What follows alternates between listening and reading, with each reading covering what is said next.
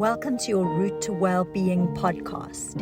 I'm Sue Fullergood, and I'm absolutely sure that you deserve to feel great, and it's possible for you to pulse with energy. So if you're not thriving right now, or if there's something that's interrupting your thriving, then maybe this podcast is just what you're looking for. I've tapped into the knowledge base of experts in the 11 domains of well-being. Each of the experts has something that I think is part of the crucial knowledge that you need to be able to really take care of yourself. And so listen in and see if you can get that magical piece of information that's going to make the difference for you.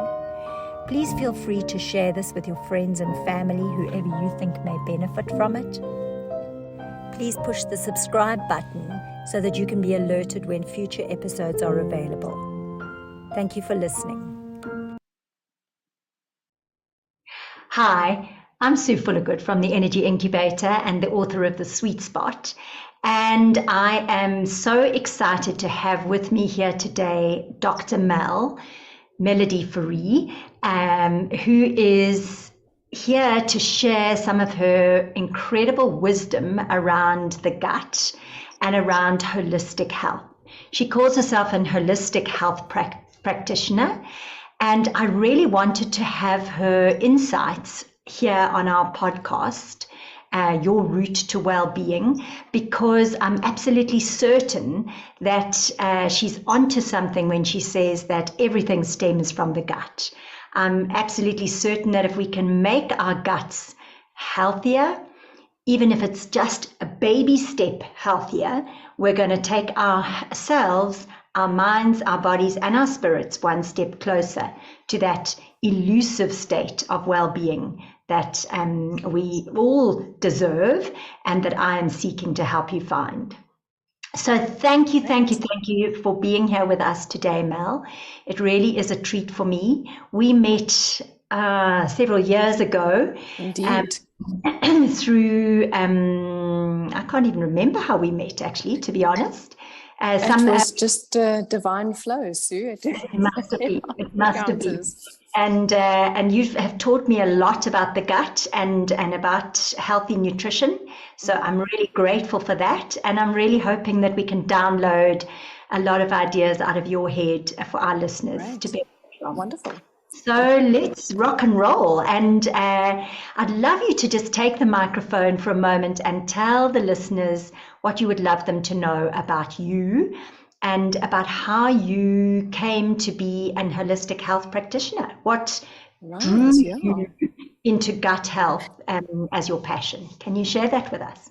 It was part of the life experience. I was in a corporate paradigm and living a very different life, very high stressed.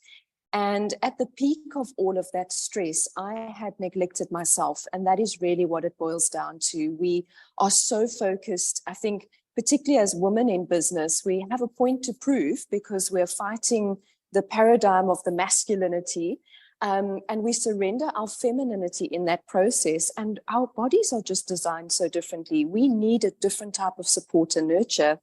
And I missed all of that in my youthfulness. I say in my stupidity because it was just, lack of knowledge. And I broke. That's technically what happened. I broke myself. I wasn't eating properly. I wasn't sleeping properly. At some point, I was also on some pharmacology to try and help the sleep and the stress levels. And I'd just taken a different path.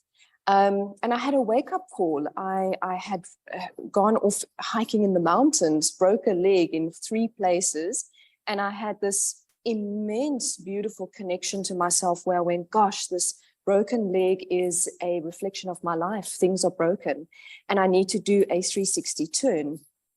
Prior to that, though, I was already inspired through another health crisis to start studying natural medicine. And so I'd already started the path with this planned exit strategy. And I think God had a bigger plan for me, broke my leg and said, now you will sit still and really review life. And it was in that beautiful epiphany of a moment where I went, everything must change. And I made one of the boldest, I suppose at the time they thought it was a midlife crisis decision, to pursue medicine wholeheartedly, heal myself naturally, go on a crazy adventure, and then to turn that knowledge into wisdom, of course, because you must have those experiences, and share what I know right now with everybody else that I encounter who is walking a similar path, who doesn't necessarily have the time and the energy to do a 360 like that, and really just to give folks the shortcut. So I took the long, hard road, which I think most healers do. As you know, you've had your own journey as well, where incident and accident gives you new teachings. And it's not an easy recovery, but with that wisdom, you give everybody a shortcut into how they can do it differently, and that they don't have to go the one way. They can actually go the easier way. And that's in a nutshell how I came to be. And my work now is really just as a wisdom keeper. I'm constantly evolving in my own knowledge and wisdom in the natural medicine arts, and it allows me to assimilate that information very quickly and give people just what they need right now, those short tidbits to actually influence change in their life. And of course, the gut is at the root of all of that, and hence in my own healing processes found that as I started to heal my gut and change how I was eating, I had this profound recovery. I lost 40 kilos in literally 6 months, and I got my energy back. I started to sleep differently. And I went, wow, this is possible. We actually deserve this. And I did that unmedicated, which was even more profound. Amazing. I'm going to pick up, as I love to do when I listen to people share their stories, the word art. And I find it so amazing that you call medicine, natural medicine, an art. And I echo that so much, because I've so often said that the work I do is actually an art form based in science, which sounds like a complete, I don't know, oxymoron, if you like, but actually it is an art form, because so much of what we learn about the body isn't based in complete science, because one size doesn't fit all. So you can't easily test medical things in a scientific fashion, because what works on one person doesn't work on another, and everybody's body is somewhat different. So I love that you call it an art form, and thank you for sharing your story. And as you know, mine echoes yours to a large degree, having just broken just about everything in my body and had to heal from that. So what a long journey. It is quite. Road, and I hope I don't have to go down that road again. But yes, if we can prevent other people having to go down it, then happy days. So tell me a little bit about why gut health is so important. Can you summarize that in a few minutes? Because I know you've been years and years. So yeah. I mean, yes, absolutely. I suppose we can summarize. I mean, it's still unfolding. This is the thing. So there's new science all the time. But we could go back a few hundred years and go, there was a lovely gentleman, his name was Hippocrates, and he said all disease begins in the gut. And I always like to turn that into a positive and go, okay, therefore all wellness begins in the gut. And, my epiphanies came through different types of beautiful downloads in study. And I'd like you say in medicine, the art form is the quantum. So you wake up one day and you go, oh, wait, this is so important. And we can't take the body and strip out all of our organ systems and just look at the heart as a heart, and as a stomach or the colon as a colon, because there's this beautiful divine fascia. It's almost like this very thin, delicate membrane that runs over every single organ, and that it turns out that our brain is connected to our heart, is connected to our gut. Therefore, it is all entangled. And if we go to the center of our being and say, therefore, if the gut is in the center of our being, it's this place of emotionality, but it's also a place that's connected to our knowledge, our wisdom. And it reaches far beyond us, because now we know that the gut interweaves into every single organ system. And so we've heard, many terms of the gut-brain axis, and there's a gut-heart axis, and there's a gut-mental axis. And I suppose they'll coin just about everything. There'll be a gut-toe axis as well at some point, and realize our feet are connected to the gut. And, then joking around about saying, well, our feet is it possible that the feet are connected to the gut? Well, yes, because when we put our feet in the soil and we touch all of that different microbiome, and that starts to cultivate on our skin, and it turns out our skin is actually really connected to our gut, because if we look at the mouth and we, follow the flow of the skin inside, and it goes all the way right down to the exit strategy, it turns out that our skin is also part of the gut, and that these beautiful bacteria that we walk in the soil cultivate on us, and they are part of our health and vitality. And I think what we're seeing now as well with doctors like Dr. Zach Bush and Dr. Mark Hyman stepping into the soil, as opposed to from the medicine arts going through the systems, the bodies. They've already done that. They've learned about that.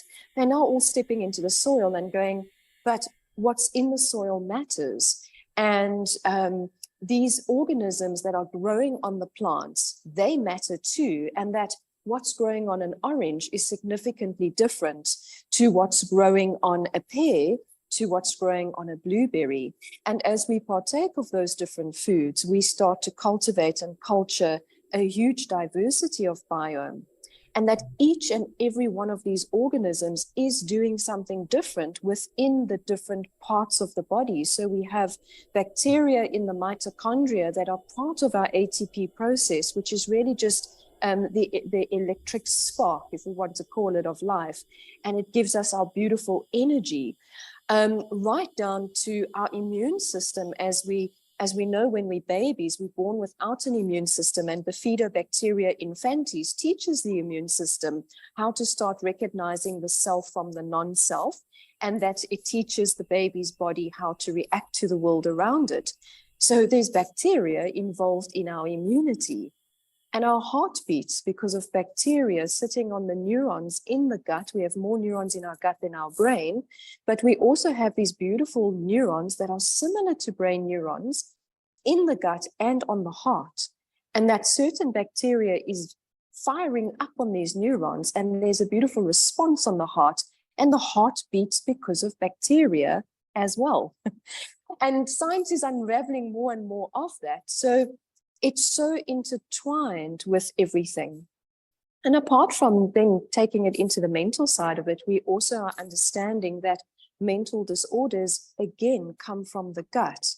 If we want to help children with autism, the very first place we need to go is to go nurture and heal the gut and get bacterial diversity in. And we can actually bring those symptoms from high to medium to low, and for some different disorders, right down to remission. So the gut is really, I would say, probably the first brain, and it's our heart and soul, for want of a better word, because everything is rooted in that.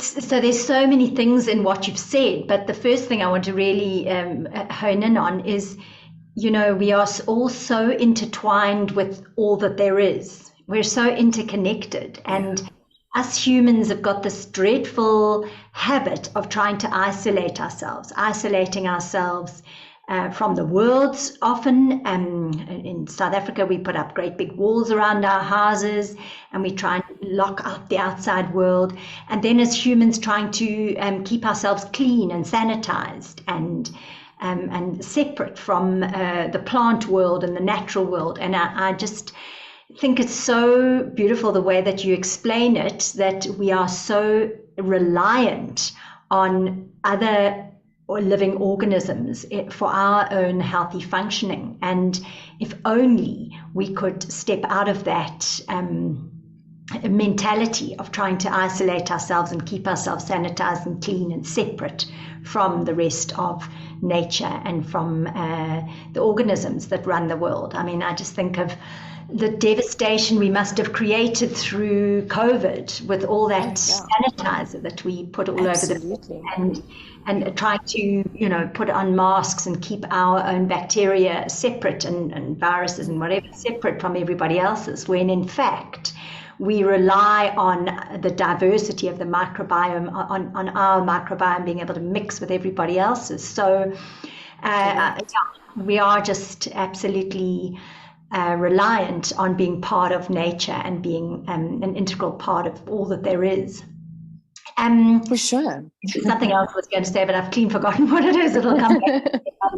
So do you want to talk a little bit more to that, and maybe to the damage that we've done with COVID and what we can do, bringing ourselves back to a state of health now that... Indeed. Well, the thing is that if you look at the human race, we've been around for quite some time, and there have been way worse diseases and disorders and pathogens out there. So in all honesty, we should be more afraid of somebody with hepatitis preparing your salad in a restaurant. And yet we don't think about that. Somebody with a lung disorder of some sorts, and in South Africa, we do have very high cases of TB, sneezing all over your pizza. And we don't think about that. So I do feel that some of our logic just didn't prevail. We have this beautiful immune system, and it has protected us for thousands of years already, and it knows what to do. And all we did by masking up and over sterilizing our hands was that we actually robbed the immune system of the ability to start cultivating a knowing of this non-self organism. And so it has indeed created some vulnerabilities. And I think what we've seen now over the last 2 to 3 years is that there've been all of these multiple strains, and somebody that maybe didn't fall ill in 2020 per se got quite ill this year because we hadn't cultivated that immunity against this, transmuting, because it changes all the time, this transmuting organism. And, Mother Nature is so beautiful and delicate. Yes, when she unleashes her wrath, it is incredibly difficult for us to even rationalize what's going on. But she dilutes herself the whole way. So she unleashes a wrath, there's a consequence. And I think, in all of nature, we know that there's the philosophy of the strong will prevail. And I think it was such a shake-up to humanity to go, oh my goodness, how has my lifestyle and my lack of nurturing self actually impacted my immunity? And how does this now, as a reflection, warrant a change in my life? Should I be eating differently? Should I isolate myself for a moment in time? I think it's given us a lot of points to ponder. If I look at people's hands and I go, gosh, what have we done there? Because we were sterilizing our hands. And again, no logic prevails. Your hands aren't the only thing that touches everything else. These bacteria and these organisms are schluffing off you, literally. As you walk, they shake off you. As you lie on your cushion at night, they come off your face. And so we weren't bathing in sterilized fluids, but we were over sterilizing our hands. And so what we've done is we've actually aged ourselves prematurely in those spaces, because we have these replication cycles. Our skin is designed to replicate every certain amount of days. But by destroying the microbiome on your hands, you forced an imbalance that forced a new replication cycle. And it would be by no consequence when people hold their hands up and go, they're a little bit older and they're a little bit more wrinkly now. And the skin on your hand looks significantly different to the skin on your body, which might actually still appear quite young. So if that doesn't show us that when we do things like that, we are upsetting a delicate balance, because it's not discretionary. It doesn't, those type of things that we do, even an antibiotic that we may take, doesn't understand good from bad. It just destroys all. And that's where the problems come in. And bacteria have got such a bad rap now in the world. I mean, everybody's terrified of bacteria. I know some of my patients tell me that they never hold on rails in public places and so on. They constantly feel that they need to be washing their hands. And actually, at least 95, if not more, % of bacteria are life-giving. We can't be without them. So God help us if we keep cleaning them, using Dettol on our kitchen counters and Dettol on our hands and bodies. I think that's really something that people have missed or haven't fully understood, that Correct. most bacteria are not pathogenic. And I think, when you look at life and you go, I'm 48 years young. And so for 45 of those, I touched every rail and I hit the lift buttons, and I got to that 45 years of beautiful life reasonably unscathed. So, what was that worry point for the last part? Look, let's be honest, some rails are really gross and grim, and you don't particularly want to touch them. But, being, I suppose, being overcautious, it puts a strange fear into the body. And the thing is that our minds are so powerful that we are creators. We are co-creators with God, with the universe, with each other for that matter. And so we can co-create drama in a heartbeat in certain cases. So over-focusing on all the wrong things rather than just embracing that 95%, as you say, those beautiful, healthy, life-giving organisms, and focus on those, because when you touch a rail and you touch a plant, are there some of those as well that could be beneficial to you? And the answer is absolutely yes. So for one fear, we deprive ourselves so much of the beauty of the other side of it, which is that beautiful balance. Again, it really is just about balance. And hot water, just washing your hands in hot water is more than enough to destroy most germs. As we know, viruses can't live beyond 40 degrees. This is why the body makes a natural temperature. When we're unwell, we get a fever, and it's that fever that burns through the system that actually destroys a virus. So we don't wash our hands in boiling water, but hot water just over 40 degrees would actually do the trick. And we know that Mother Nature, she's so intelligent. She's given us apple cider ferments, and that vinegar is a sterilizer, and squeezing lemon over your kitchen counter and just wiping that over does exactly the same. So we could follow a more natural approach if we were concerned and worried. But, the thing that always gets me is that same person who's scared of touching the rail does order a pizza and has no idea if the person preparing the food washed their hands and was as diligent as you are. And you don't know if they sneezed over your pizza. And we don't ask those questions, and it's gross. So it's strange that we focus so much on one place and we don't actually see the bigger picture around us.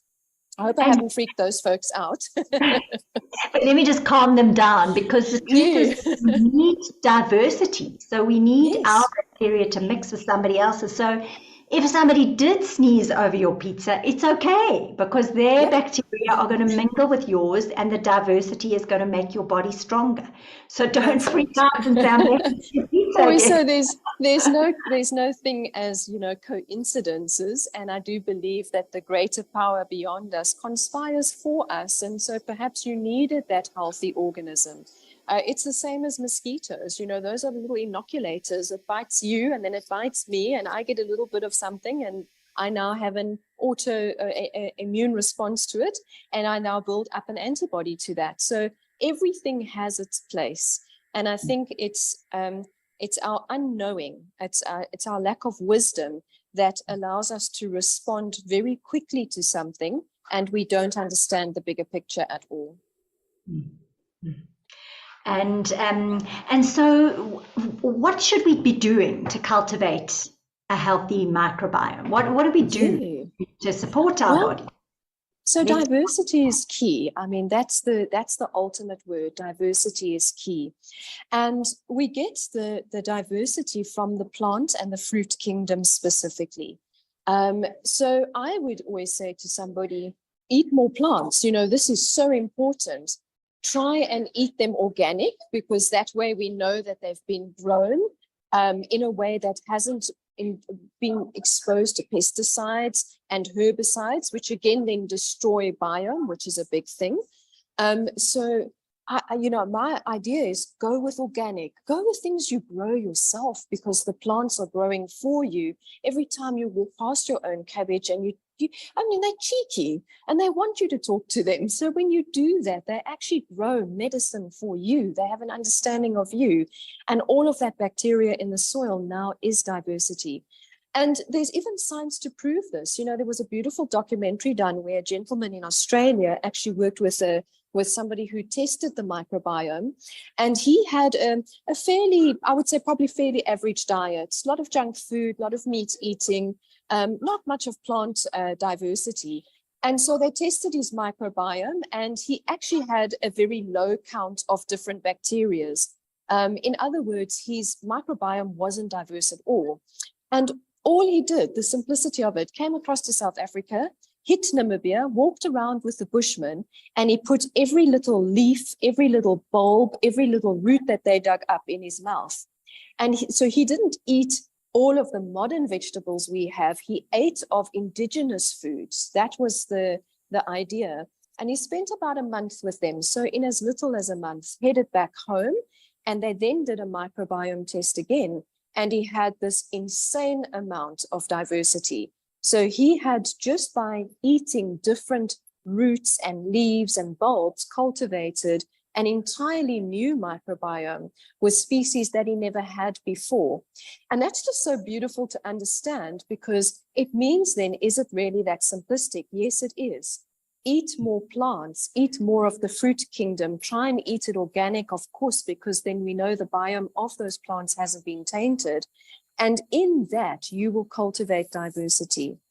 And then there's other ways we can support the microbiome, because sometimes we aren't exposed to organic plants, or we don't have enough diversity in our market spaces. And so we can put a good probiotic into the system. And that can be done in a multitude of ways. My favorite, of course, is to go with fermented foods. And I think this is where you and I actually forged our first knowing of this, through a fermented foods a journey. And, you know, so sauerkraut, being the fermented cabbage, has the broadest spectrum of the lactobacillus species. So you get really wonderful diversity from that. Then things like your kimchi and your fermented veggies, again, a very broad species, right down to something like a fermented milk culture, be that a coconut kefir, a water kefir, or a dairy kefir. There you get your AB culture. So that's where a little bit of the acidophilus, the things that we typically find in yogurt, and those species do something different in the body again. So very prevalent in immunity and supporting that system. Right down to kombucha, which I think is modern favorite. And obviously, you know, the mushroom itself is in its own fermentation process, drinking tea and then creating a byproduct, which is actually a ferment. The thing, of course, is diversity. Do a little bit of everything. Eat the colors of the rainbow, because every single color of a plant or a fruit is giving something different to the body. And if you do that, you actually really do have the secrets to wellness. And I think for most folks, they'll realize I never mentioned sugar. I never mentioned gluten. I didn't really mention dairy, and I didn't mention the meat kingdom, because those kingdoms are tainted and they are not actually offering health to the biome or offering biome to the body, but those are actually foods that are inflammatory in nature, or they are dead in nature, and those are harming the microbiome. So if we eat a little bit less of that, or not at all, we would greatly benefit and nurture our microbiome as well. For those that don't understand the word microbiome, because I didn't actually explain that, that's just the cosmic soup. It's everything. It's all the bacteria, the fungi, the viruses. It's everything, good and bad bugs, all in a collective little bowl known as the microbiome. Okay, so I often say to people, it's really simple. If God made it, eat it, and if man made it, avoid it as best you can. 100%. But I was saying, because I mean, people would say God made cows that give us dairy, and you know, animals that give us meat. So you're saying try not to have dairy and meat too much. Well, too much. Yes. It's the how. It's really the how. It's not that meat is a problem, and it's not that dairy is a problem. It's just the modern way of growing the animals, and the modern way of actually creating dairy has changed from the old days. You know, if you go down into the little villages in Italy, and they still have a an organic cow. And I say organic as in the cow hasn't had any genetic modifications, because most of our cows are actually genetically modified. That cow actually produces a different quality of milk, and that milk has a completely different protein. So in terms of dairy, goat has a type of protein that's not inflammatory, but our dairy cows have the opposite of that. And so that's where the inflammatory responses come in. The meat kingdom it's a terrible kingdom, because meat is beneficial to the body. It does help the body with certain nutrients, but again, how's it raised? What are those animals fed? How are they brought to slaughter? The way we used to do it in the ancient was, it was feast and famine. So we would hunt, and sometimes we would have the privilege of meat in the village. In other words, maybe once a week you were privileged to eat that little bookie.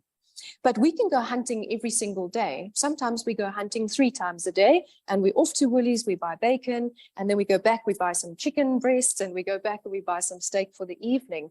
And so what's happening is we're actually eating certain foods, just too much of that. And we're not asking the same questions. How was it raised? What was it grown with? What did it eat?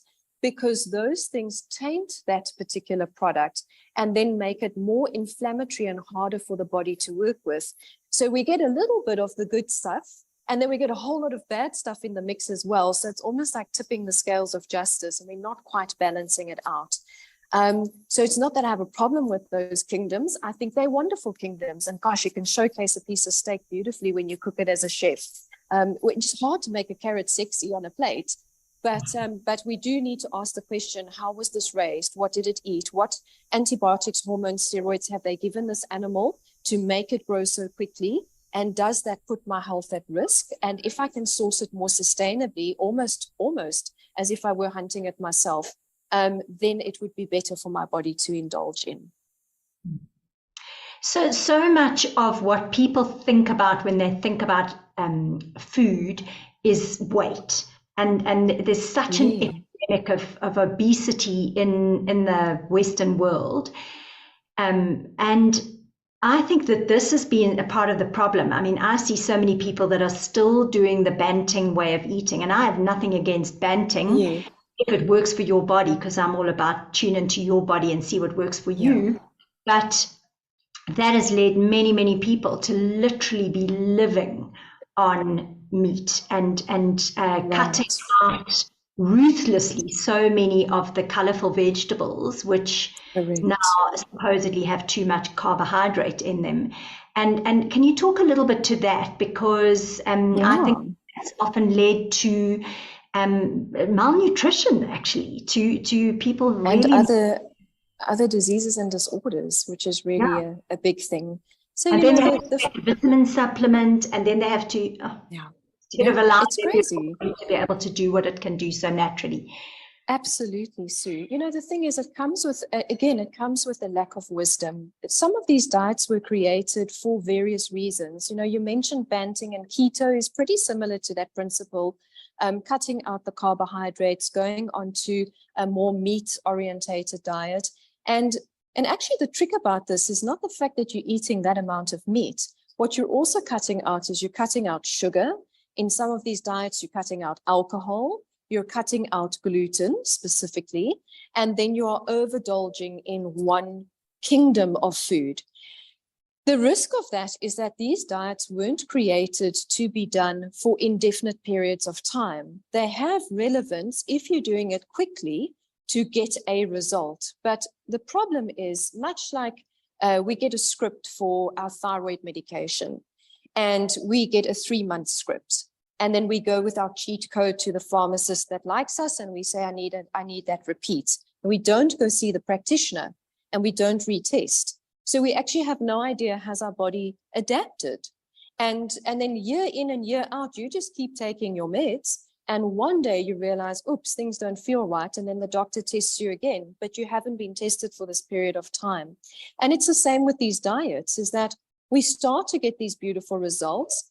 And it's the fear of, I don't want to put that weight back on, so I'll just keep pursuing this diet. And we don't realize that the first 3 words in that word diet are die. What dies? diversity. So it's so funny because the words all latching. I love the English language, diversity, diet. It's so interesting. We lose a lot of that diversity. And a high meat eating diet isn't in our favor as women because it pushes us then next into estrogen dominance. And estrogen dominance wants to make you voluptuous and poofy. So on the cheat days where you do grab a pizza or you grab a glass of wine with the girls or a nice little piece of cheesecake with the ladies in the afternoon, you're going to put weight on because your body sees you coming. And she's like, I'm going to hold on to all of those other nutrients right now. And I'm going to make you feel very uncomfortable because you're depriving me of that beautiful diversity. The cheat codes to weight loss are really simple. Nurture your gut microbiome, put in good probiotics, stay away from sugar in all forms, stay away from gluten if you can in all forms, stay away from alcohol. This is a big crutch in modern society. It's liquid sugar. Stay away from it in all forms. And when we do that in a logical way that allows all of our hormones to come back into balance, the natural byproduct of a healthy body is weight loss. It's a positive side effect. So if we're gaining weight, we are doing something wrong. We need to figure that out. Rather than crash diet, we lose it quickly, which is incredibly harmful to our organs because all of that gunky, gooey stuff that's in a fat cell, that's toxins. And it's a lot of extra estrogens and other hormones, it's gooey things. Put burden on the liver and the colon that now has to work through that stuff. You know, if you lose 10 kilograms, let's just say 10 kilograms, we all know what a pocket of potatoes looks like at 10 kilograms. And if you open up that pocket of potatoes and you scatter it on your lounge floor and you take a look at the 10 kilograms you've just lost, you poop that out because that's the only way the weight came out. You didn't sweat it out. You didn't sleep it off. You pooped it out. And all of that dirty byproduct had to run through your kidneys, through your liver, through your colon. So what we often do is we lose the weight, and that's wonderful, but we've put the other organs in a toxic state. And there's consequence to that. And unfortunately, that's one of my other specialities, and that's actually where the birthing of my medical knowledge came from, is that can lead to certain types of cancers. And so these high meat-eating diets are not our friend in that sense, because there's a much bigger consequence to pay so much later in life when you've actually damaged your liver, and at 60, your liver's screaming at you. And then we lean into another doctor and hope that they can wave a magic wand. And sometimes they can, but sometimes they really can't. So it's that lack of wisdom. It's slow and steady. When we put weight on, it didn't happen overnight. And that's the other thing. You don't wake up one morning and you're 20 kilos heavier. You've been eating your way towards that over the last 3 or 4 years. So it may take a little bit of time to lose. And it's ridiculous to think that we can do these diets and try and lose this weight in 20 days or 30 days. Is it possible? 100% possible. But what is the knock-on effect to your vessel? And this is a holy, holy, holy temple. It takes you through all of life's experience. And you and I have both learned, if you break something and you can't walk for a while, you can't walk into life's experiences. You can't serve your audience properly, your clients properly, or fulfill other parts of your life properly. So we should really look after the vessel a little bit differently. I love that. And I just think what you said about weight is so true. If you're gaining weight, it's because something's not working properly. Even if you're craving food, instead of blaming yourself and saying, I've got no discipline, I'm such a bad person, whatever it is that you say.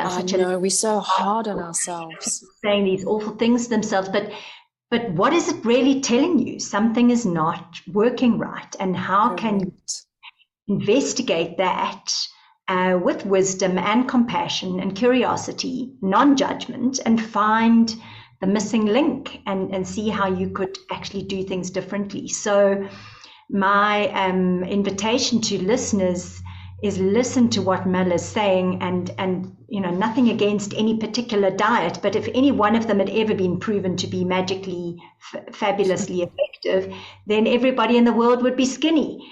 And it isn't like that. First of all, we're not meant to all be the same. And second of all, you know, it is really about a wise set of choices made day in and day out, year in and year out. There's no magical solution. So what to do about cravings, Mel? So many people Yeah. are struggling with anxiety and stress and uncertainty, and that's leading them to have a lot of cravings. Can you talk a little bit to that? Absolutely, Share sure. with us Well, what you would so like. I have some interesting philosophies on cravings, obviously, because um, most cravings are nutritional deficiency related.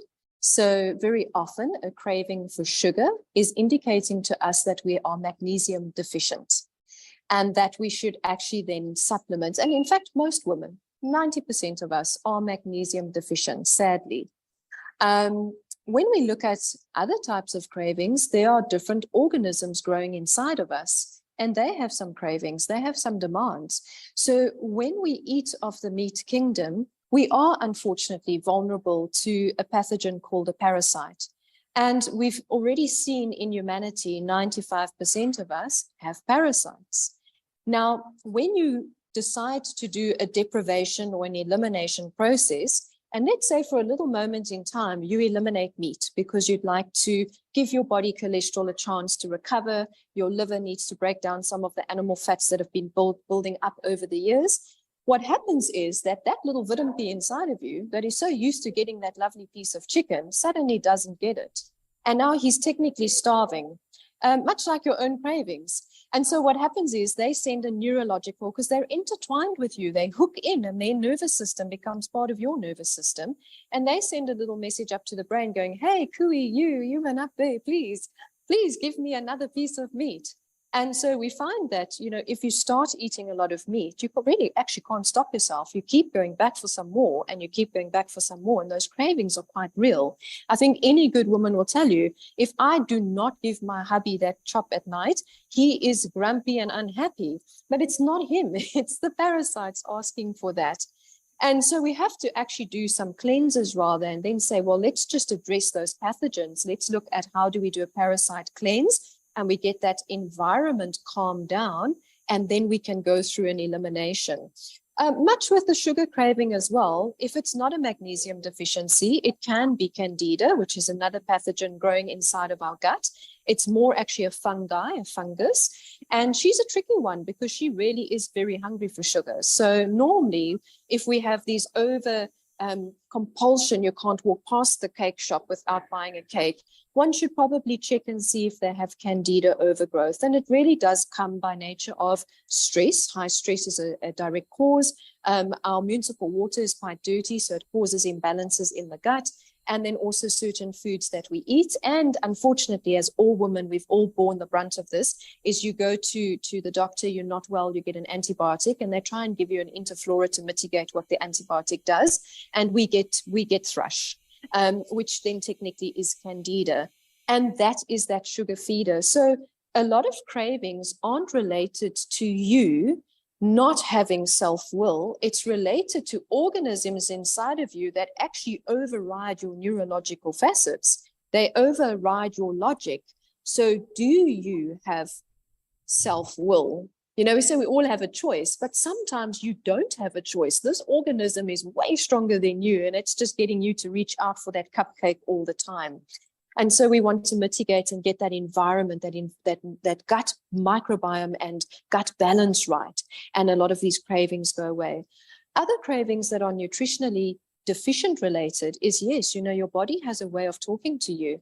And the thing is that in modern society, we are so busy distracting ourselves. We're on our phones, we are trying to entertain conversations, or we're working late, and we're not listening to how our body's speaking to us. And it speaks quite loudly in the form of a headache or an inflammatory response. Maybe you have lower back discomfort, or you wake up in the morning and your elbows and your knees and your shoulders are sore. That's your body talking to you saying, hey, something's wrong. And it's not normal to feel like that. When we then bring in beautiful diversity, and again, this color of the rainbow thing, not all carbohydrates are bad. It's the junk carbohydrates that we buy that are refined and processed that actually cause sugar spikes in our body and then cause insulin resistance, or possibly even lead to diabetes and cause weight gain. But the carbohydrate in a sweet potato is an energy giver because it's a slow release. It burns differently. So when we partake of that potato, we now have a different nutrient profile and our body is happy. Introducing healthy fats is another wonderful way to make sure that we have energy givers. So our avocados, our olives, our chia seeds, these things give back to the body. And then we find that some of our cravings also sit down. And then there's neurological cravings. Let's call it the hungry, angry philosophy. You know, we try and do these intermittent fasts, which are good, bad in their own right. And sometimes we just break over the sweet spot. And I love your book, The Sweet Spot, you know, because there is a sweet spot in life. For women, intermittent fasting, the sweet spot is 14.5 hours. Anything beyond that, the body starts to freak out. So now we put the body under stress. So our adrenals go into stress. Our brain suddenly sends a message to go, oh, I'm being deprived of energy. And if I don't have energy, I will die. That's literally what the brain's thinking. And now it sends this crazy message to you. So you get this hungry, angry rev. You know, you become the grumpy monster at 3 o'clock in the afternoon.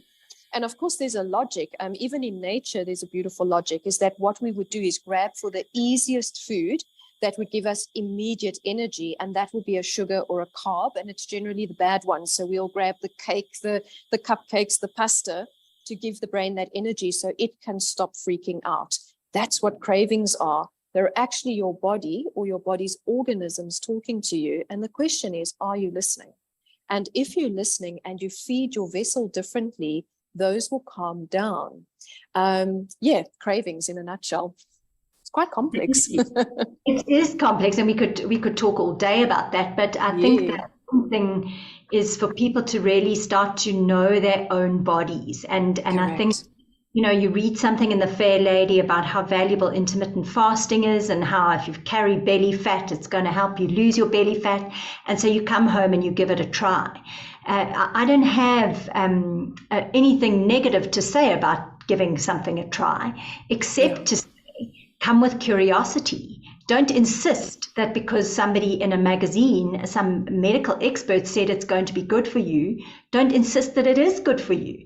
I know for myself, I can't possibly intermittently fast. Maybe it's because I've been on a plant-based diet for 25 years, but if I don't eat in the morning, I'm tearful, I'm over-emotional, I'm irritable, and I can't concentrate. So it just doesn't work for my body at all.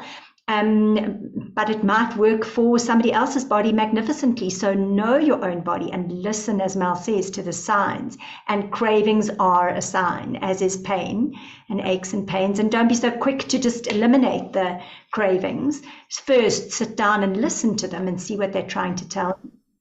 Yeah, love that. Absolutely. So, can you tell us a little bit more about mental health and the gut microbiome? Because mental health is such a thing in this day and age, and so many people are struggling with their mental health. And I think there's been this amazing upsurgence of awareness about the struggles of mental health, which is so for. It's absolutely wonderful, because leaving people in the cold and the dark to feel ashamed about their mental health challenge is cruel. And devastating. But can you tell us how people can help their mental health situation with their gut microbiome? You know, when we look at the stresses of modern society, and we look at how our gut microbiome or our gut health is impacted in that, when we look at typical anxiety and depression, we look at depression as the soul retreat. It's a time to actually go within, to be introspective. It's a time of cocooning, much like the caterpillar weaving this beautiful cocoon over. And it comes as a consequence generally because of a trauma or an incident that we haven't been able to resolve correctly, and we withdraw. Anxiety is fear of the unknown. So anxiety is more fear of the future, which just leads us to a place where we don't trust ourselves. We don't trust the process. Perhaps we don't trust God. This is where faith is such an important thing. But as we go into this cocooning process and we start to nurture ourselves differently, we resolve and dissolve, we actually get to a point where we break out like that butterfly. Now, when you think about your normal day-to-day life, when you're eating a more plant-based diet, you are light. You're bringing in different color spectrums, you're bringing in diversity of bacterium, you're bringing in high frequency foods. We say high frequency because it's full of life. You know, an apple can still ripen off the tree, whereas a piece of chicken in the packaging, it's not going anywhere. It's just going to get worse from there. So this enlightened state of being is this place of clarity. When your gut is functioning properly, your body is detoxing. When you have this diversity, your body is functioning better. When your body functions better, your brain is running at optimum. So you have this beautiful clarity of thought, and your external world reflects your internal world. So your coping mechanisms are better. You're far more resilient. When you are eating poorly, and you have a trauma come at you, and you no longer feel like cooking for yourself because you're in a state of mourning, or you're trying to deal with this incident in a certain way, you are then depriving your body. So some of your bacteria is dying, and the life-giving things that they give you are no longer there. And so you start to die in a sense. You start to wither away, and your mental construct withers away with that as well, because now the brain does not have clarity. It is busy processing the trauma. In other words, it's anchored in that past incident, and you stay anchored and rooted in the depth of that. So you are not in a lightened state. You're in a very heavy, gooey, dark, low state. And so modern world, we fluctuate between these paradigms. So we're kind of a little bit bipolar in a sense as a modern society, because sometimes we do well, we partake of a beautiful diet, we start to feel free and clear, and we lose weight, and we go exercise, and life is wonderful. And then we have an oopsie. Let's say a COVID happens and we go into isolation, and our world looks different, and we're not too sure if we can pay our bills because we've had to close our businesses down. Now we're in that low frequency of worry. Oh, and at that point we don't care too much, so we eat what we can. Lots of pastas. It was the time of pastas and pieces, and we were cocooning in, and we were doing that. So we made ourselves gunky and gooey as well.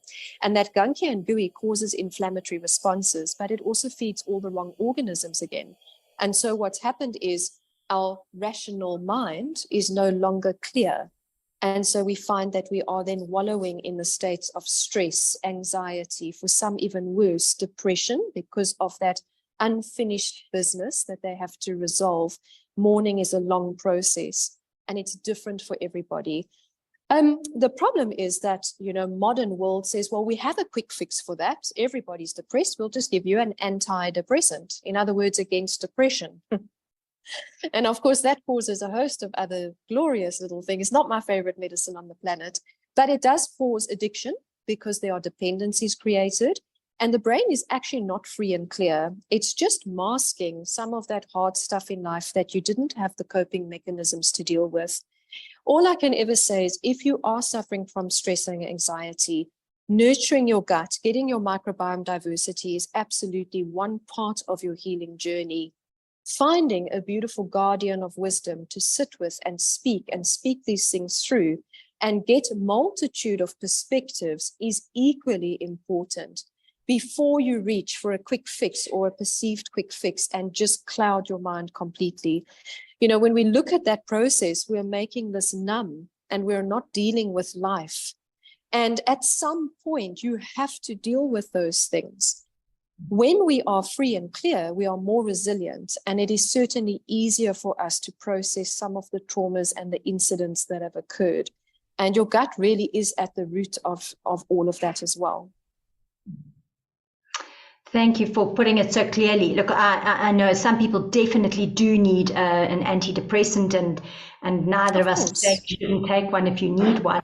But you have to feel it to heal it. So if you take an antidepressant and you can't feel it, whatever it is that you've suffered from, then you're not going to be able to heal it. And it's going to take ever increasing numbers and doses of antidepressants to keep you functioning.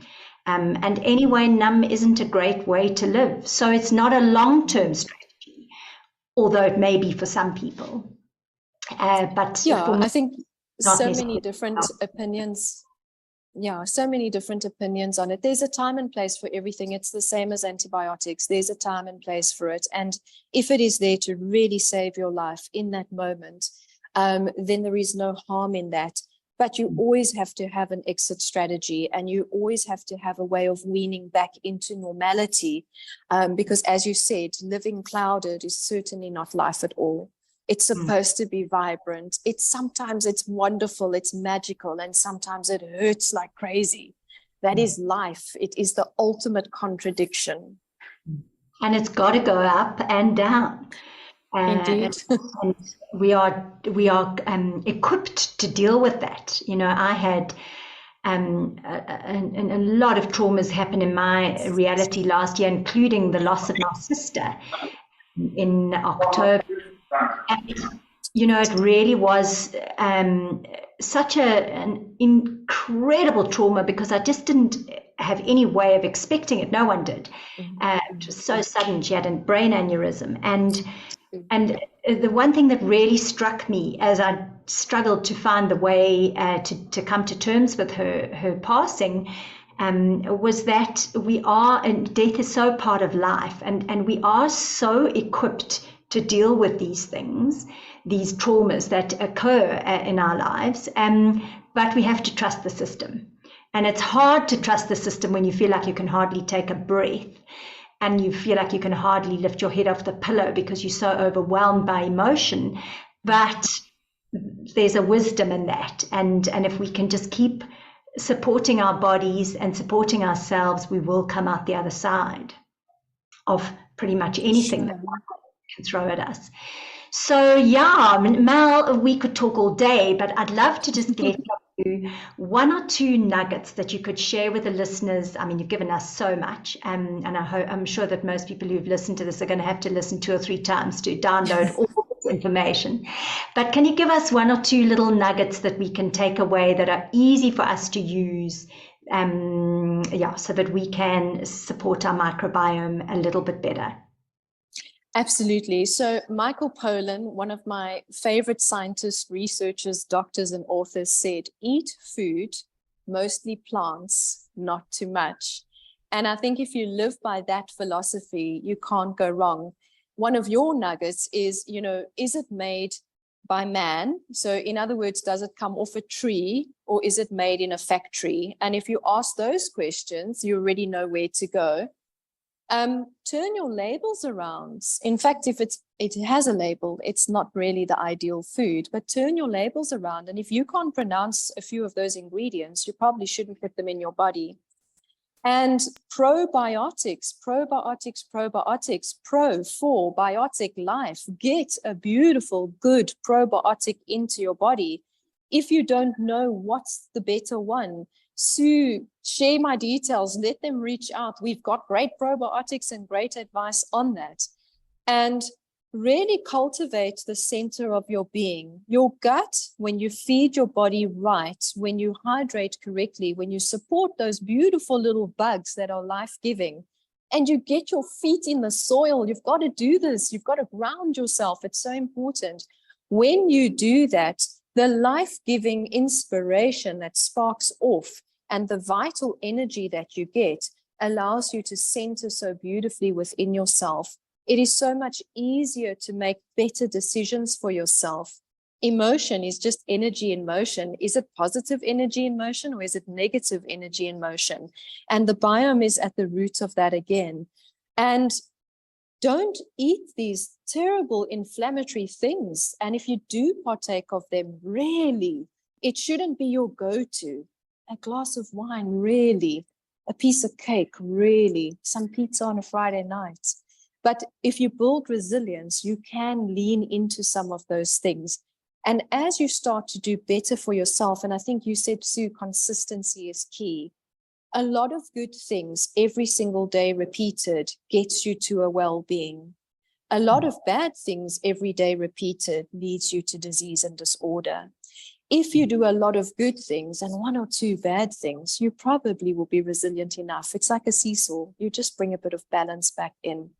So I'm so looking forward to beyond this knowledge share, and what your beautiful viewers share with you, and questions that might come out. Sue, please, open door policy always with me. if anyone's reaching out and they need assistance, I am here to support you in your practice, to help you expand within their realm as well, and to share that wisdom that may very well change a life, but it may also save a life. So bless you for this lovely opportunity to share some of this knowledge. And I really do hope for all of those out there that it's a little pearl of wisdom they can take home and immediately implement that one new good thing consistently. Yay. And Mel, don't leave it to me. Can you tell our listeners how can they get hold of you? What's the best way to?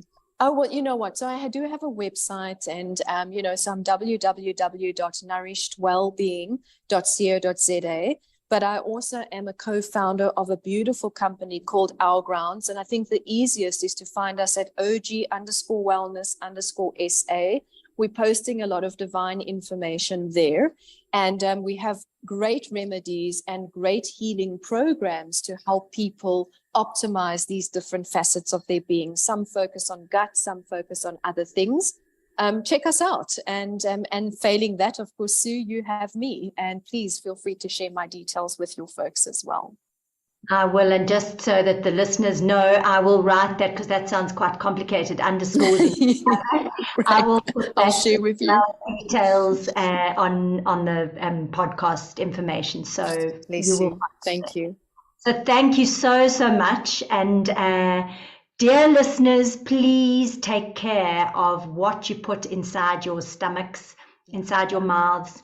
Your body is precious, and it's yours, and it's there for your whole life, and it's your teammate. Absolutely. Treat it with due respect it deserves. When I grew up, my mother used to say, "You are what you eat," and I used to think she was completely mad. She drove me nuts because she wouldn't let me eat any of the food everybody else is allowed to eat. But I can't thank her enough now, because we really did grow up on salad and vegetables. And I think, it's paid off for me because I really can feel the vitality that those vegetables and salads have given me. And just one last thing, remember, when you have connection with other people, when you have sexual intercourse or any kind of sexual connection, you are getting diversity into your system. So Indeed. Don't sterilize yourself. Don't avoid other people and touching them and hugging them and being close to other people. It's what gives you health and vitality. So may you all have a healthy microbiome. Thank you, Mel, for your amazing sharing. Thank you, Sue. And I look forward to doing part 2 very, very soon. Lovely. Bless you all. Please push the subscribe button so that you can be alerted when future episodes are available. Thank you for listening.